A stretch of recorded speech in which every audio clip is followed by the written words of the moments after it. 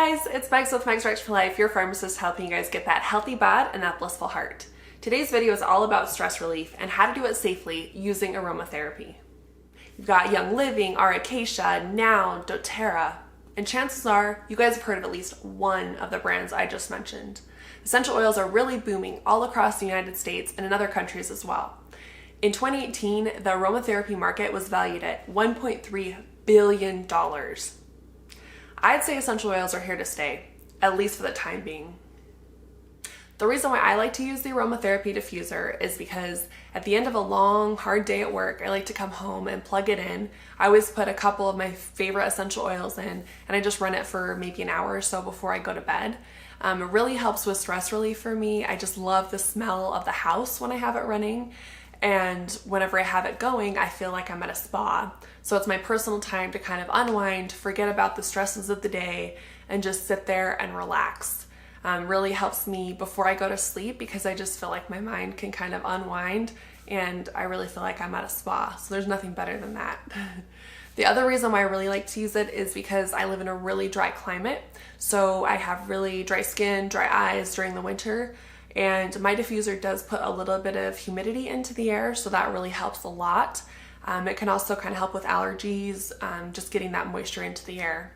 So those are the two reasons why I love to use my diffuser. Mental health is number one. It's definitely a stress reliever.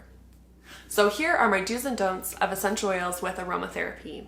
My number one thing is you want to double check the essential oil you're using and make sure it's not going to exacerbate any of your current conditions. So an example of this is with eucalyptus and lavender. So both of those essential oils, they have a product or a compound called terpene in them. This terpene can actually cause shortness of breath, it can cause wheezing, and it can actually make asthma worse. So, for any person who just goes to the, local health food store to get some essential oils, they might smell eucalyptus and think, oh, I love this, it smells so great, it would make my house just be amazing. So, you go put it in the diffuser, not realizing that if they have asthma, it could actually make things worse and cause some issues. So you definitely need to look into these things before you use the essential oils. It's not all about the smell, you have to kind of see the compounds that are in them and make sure they're safe for you. The best resources are kind of hard to find with this. So a lot of them are actually books, but no one's going to go out there and buy a book unless they're super serious about it. So looking on the web, the best one that I could find was the Aroma Web. They have a directory of essential oils. You click on the one you're looking for. So I clicked on eucalyptus, and they have a little section that shows you the compounds that are in it. It shows you what they use it for, how to mix it, safety precautions.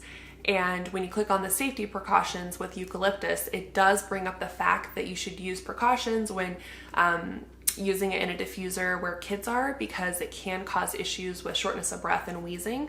So I thought that looks like a pretty good resource, since it did bring up the fact that it has that terpene in it that can cause breathing problems. So do your due diligence and make sure you know what compounds are in your essential oils before you're vaporizing them in the air and breathing those in. My second pearl of advice is to always read the label on the essential oils you're getting. So you, number one, want them to have the USDA organic seal on the bottle. This is super important. So here's an example. This is the Cacia eucalyptus. This is the organic one. So it'll have the USDA organic seal on it. That is really important because you do not want to have pesticides sprayed all over the plant that they end up making your essential oil from, especially with citrus scents. So with like grapefruit, with orange, lemon, they use a whole lot of pesticides on those. So you definitely want to get organic on that. And I would argue you want to get organic on everything, because it kind of defeats the purpose of a spa day if you're having like pesticide vaporized air in your house. So just keep that in mind. The next thing you also want to look at is you want there to be some sort of testing done on it. So the most popular is the gas chromatography and mass spectrometry testing. Mass spectrometry. Sorry, that was a mouthful. So you want to have those tests done on the product. The reason why is they're testing to see which part of the plant they actually use to form the essential oil. They're testing for the percentage of the essential oil, and they can also kind of test for contaminants. So that's the most popular kind of testing. It's the gas chromatography and the mass spectrometry. So the Cacia brand does have the little label on the side that says they did that testing. So that's really important as well. I did get the Now brand of some rosemary oil. This is not organic, so I'm kicking myself for that. This is kind of before I did all this research on them. And the Now brand, I find that they're less thorough with their labels and kind of with everything that they do. They don't tell you where they source the plant from. So like my Cacia brand on the eucalyptus, it says that the product is sourced from Australia. I have no idea where the Now brand is from. And then on the Cacia, they say that they use the plant leaves. On the Now brand for the rosemary, they don't tell me what part of the plant they use. They do the testing, the GC and MS testing on it, but I just find that they have less information, so it's a little more unsettling for me as a consumer. So I'd probably just go with the Cacia brand. That's my favorite one that I could get at my local health food store.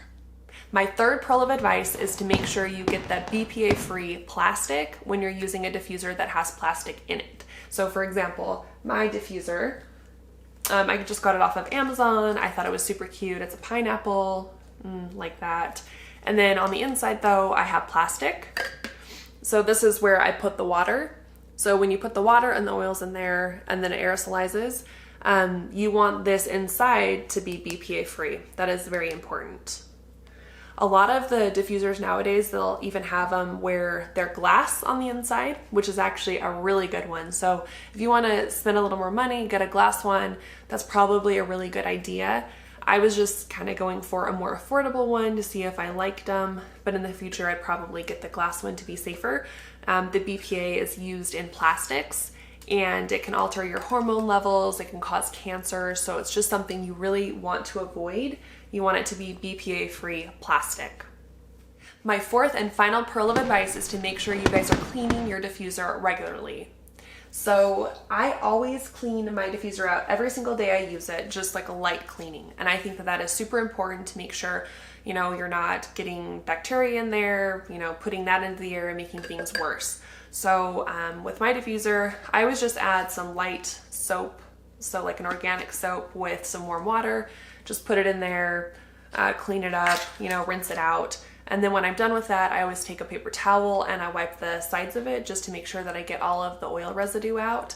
Because you don't want any kind of buildup in there. You don't want the water sitting in there, germs, things like that. So you definitely want to rinse it out every single day you use it and then dry it out.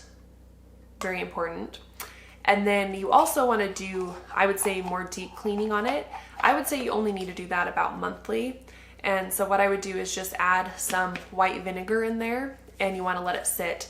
You don't want to actually run the diffuser with the vinegar because you don't want the vinegar going into the air and aerosolizing. So just put some vinegar in there, kind of let it sit for a while, and then I just rinse it out. That'll kind of get rid of the hard water deposits. So for those of you who have hard water like me, I do not have a water softener, that will really help kind of get some of the buildup out of there. And then obviously, just kind of rinse it out after you have the vinegar in there, wipe it down again. But you really need to make sure you guys are washing this regularly because otherwise it can cause you some health problems and it's not going to be healthy for you. It's not going to be a stress reliever. It's going to be full of germs and grossness. There you guys have it. That is my video for you on how to safely use aromatherapy for stress relief and relaxation. I hope you guys enjoyed the video. Make sure you guys subscribe to my channel. And next Monday, we're going to have a content video all about using different oils when cooking in the kitchen.